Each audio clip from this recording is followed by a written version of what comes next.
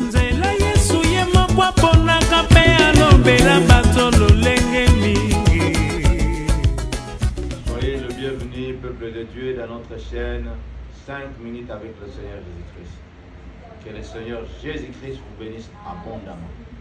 Vous êtes la race bénie de l'Éternel pour que nous suivez de toutes parts.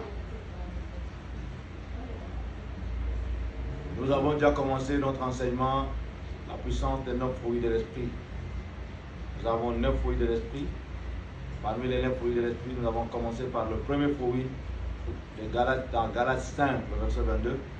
La Bible nous dit nous avons 9 fruits de l'Esprit. Premier fruit, nous parlons du fruit de l'amour. C'est ce que nous avons parlé hier. Et là, nous avons deux grands éléments. Selon la parole de notre Seigneur et notre Sauveur, Jésus-Christ. Et dans le temps de Moïse, dans Deutéronome 6, verset 5, la Bible déclare: tu aimeras le Seigneur ton Dieu de tout ton âme, de tout ton cœur, toute ton âme, toute ta pensée et de toute ta force.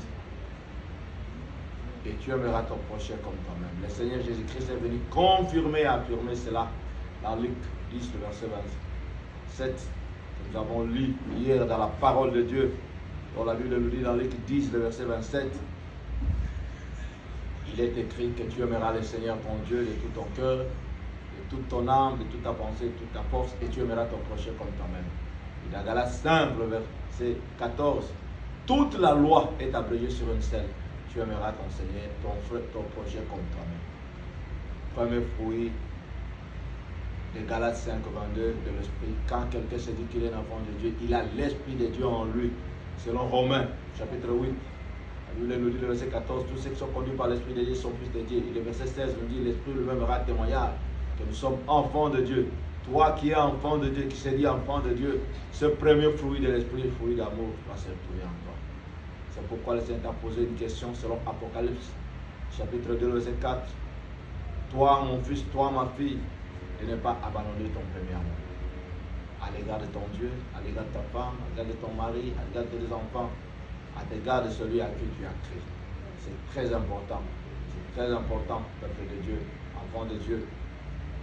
Car le Seigneur Jésus-Christ revient bientôt. Crois-tu réellement avoir l'amour? Crois-tu réellement vivre l'amour? Crois-tu réellement exercer cela? Aujourd'hui, nous passons à notre deuxième fruit de l'Esprit, ce que nous appelons la joie.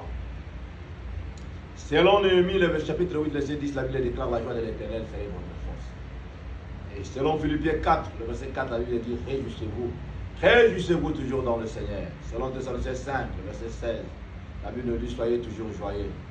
Et si nous allons plus loin, dans Jean 16, le verset 22, la Bible dit que la joie que le Seigneur donne, personne ne peut nous la ravir. C'est pour cela, selon la parole de Dieu, la Bible dit: la joie de l'Éternel c'est votre force.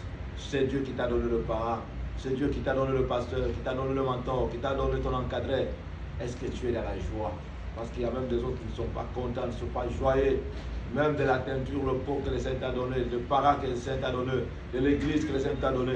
Ce n'est pas ta joie, mais c'est la joie du Seigneur. Or, la Bible nous dit, dans Néhémie 8, le verset 10, que la joie de l'Éternel serait votre force. Deuxième fruit de l'Esprit, c'est la joie. Philippiens nous dit: réjouissez-vous, réjouissez-vous toujours dans le Seigneur.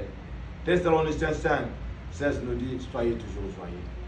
Et Jean 16, 22 nous dit: la joie que le Seigneur donne, personne ne peut nous la ravir.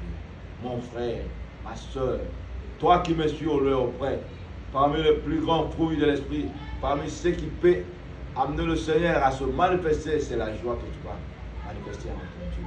Premier fruit, nous parlons de l'amour. Deuxième fruit, nous parlons de la joie. La Bible déclare: la joie de l'Éternel serait votre force. Est-ce que tu as de la joie? C'est Dieu qui te laisse encore à vivre. Le parcours que le Seigneur t'amène, est-ce que tu es dans la joie? Crois-tu être dans la joie? Combien qui ne se réjouissent pas, qui font de n'importe quoi avec ces temples qui ne t'appartiennent pas, qui appartiennent au Seigneur.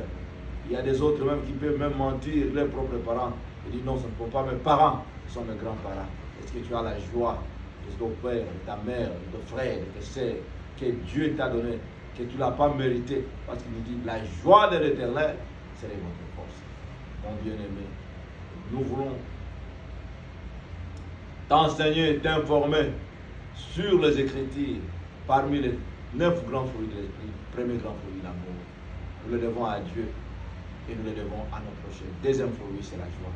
Que le Seigneur vous bénisse abondamment. Amen.